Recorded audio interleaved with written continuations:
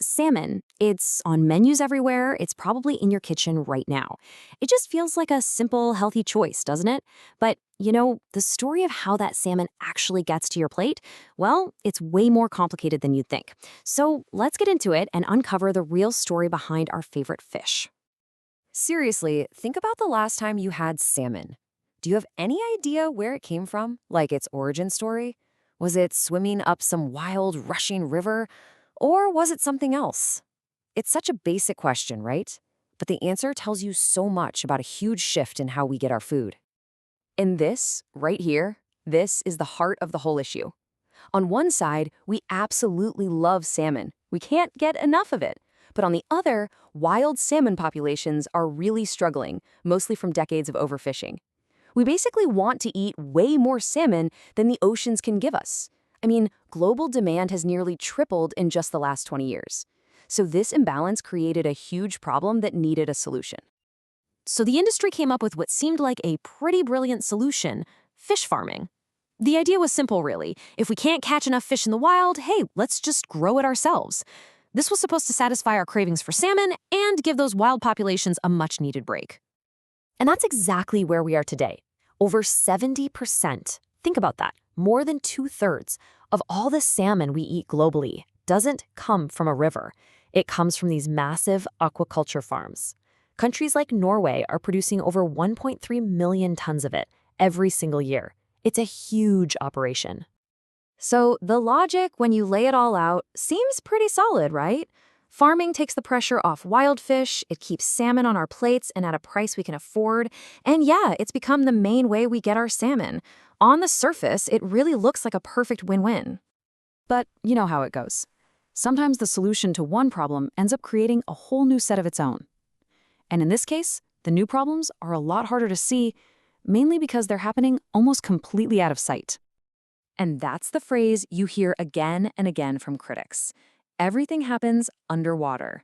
Unlike a factory on land, the consequences of these huge salmon farms are hidden beneath the waves.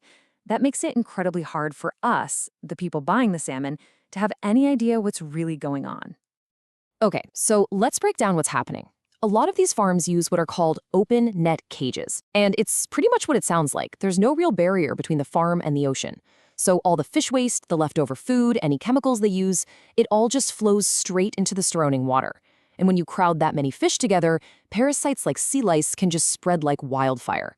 That's a huge animal welfare problem, and it forces farmers to use some pretty strong chemicals to try and control it. And what you end up with is this really nasty, vicious cycle. The crowding leads to the parasite problem, the fix for the parasites, these chemicals, adds to the pollution problem, and that whole cycle can really damage the local ecosystem. So the very design of the system is kind of feeding its own environmental problems.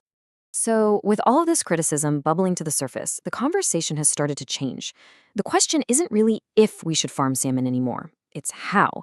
How can we do this in a way that's more responsible? Can we get all the benefits of farming fish without all these hidden costs? And the answer seems to be maybe.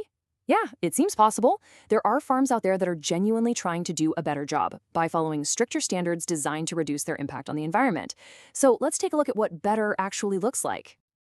This chart is a great way to see the difference. A standard farm, waste just flows right into the sea. But a higher standard farm has much stricter rules about that. In a standard farm, the fish are packed in really tight. In a better one, they have more space to move. And the chemical use? Instead of just using them frequently, it's limited and carefully tracked. These are real, tangible differences. So how are you supposed to find salmon from one of these better farms? Well, one of the main tools out there is a certification label, like this one from the Aquaculture Stewardship Council, or ASC. The whole point is to give you a shortcut, a way to quickly see that this product comes from a farm that's supposed to be following these higher standards. But, and this is a really, really important but, it's not a magic fix. Experts are always quick to point out that even the best-run, best-certified farm still has an environmental impact.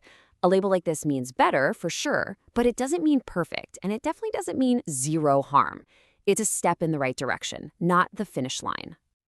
So, to wrap this whole thing up, we had an overfishing problem, and we solved it with farming. But that solution created its own environmental issues, most of them hidden from us underwater.